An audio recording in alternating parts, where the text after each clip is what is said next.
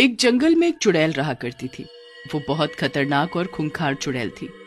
वो आते जाते लोगों को अपना शिकार बनाती और उनको अपने बरगद के पेड़ पर ले जाकर मार कर खा जाया करती थी। एक दिन चुड़ैल रूप बदलकर एक सुंदर औरत के रूप में लकड़ी काट रही थी। तभी उसने देखा कि एक मुसाफिर वहां से गुजर रहा है। समझ नहीं आ रहा कि ये लकड़ियां अपने घर तक लेकर जाऊं तो जाऊं कैसे। ये इतनी सारी है और मैं अकेली क्या करूं? अगर मैंने लकड़ियों को यहाँ छोड़ दिया तो ये रात में खराब हो जाएंगी। बारिश इन लकड़ियों को खराब कर देगी। मुसाफिर उसकी ये बात सुन रहा था।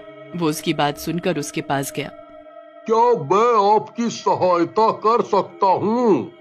तुम मेरी सहायता करोगे? तुम्हें तो कहीं और जाना होगा ना, तुम लेट हो जाओगे। किसी की सहायता करने से मैं इतना लेट नहीं हो जाऊंगा। चलो, मैं ये लकड़ियाँ पहुँचाने में तुम्हारी मदद कर देता हूँ। सुंदर औरत उस मुसाफिर को लेकर अपने बरगद के पेड़ पर बने घर में चली जाती है। आप थोड़ी देर बैठो, मैं आपके लिए चाय बना देती हूँ। बाहर मौसम खराब है, थोड़ी चाय पी लोगे तो अच्छा लगेगा। एकाएक सुंदर औरत अपने असली खूंखार रूप में आ जाती है और गुस्से से लाल होकर कहती है, अब नहीं जा सकता तू। अब तू कहीं नहीं जा सकता। आज मैं तुझे अपना भोजन बनाऊंगी। उसके बाद वो चुड़ैल उसको मारकर खा जाती है।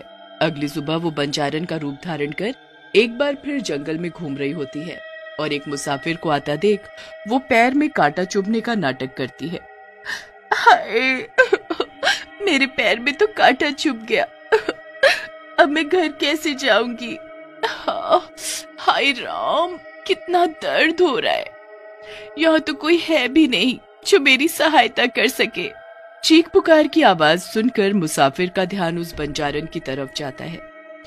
कितना खून निकल रहा है। ओह, ये कांटा कहाँ से मेरे पैरों में चुभ गया? हाय राम, कोई तो मेरी सहायता करो। क्या हुआ आपको? आप रो क्यों रही हैं? मेरे पैरों में कांटा चुभ गया है, जिसकी वजह से मैं चल नहीं पा रही हूँ और शाम ढलने वाली है।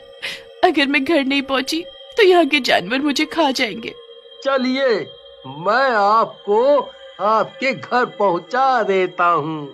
आप किसी अनजान की मदद क्यों करना चाहते हैं? एक इंसान होने के नाते हमारा ये फर्ज बनता है कि हम एक दूसरे इंसान की जरूरत में उसकी सहायता करें। चलिए, मैं आपको आपके घर छोड़ देता हूँ, इससे पहले अंधेरा हो जाए। मुसाफिर के कंधे के सहारे चुड़ैल बंजारन रूप में अपने बरगद के पेड़ पर बने घर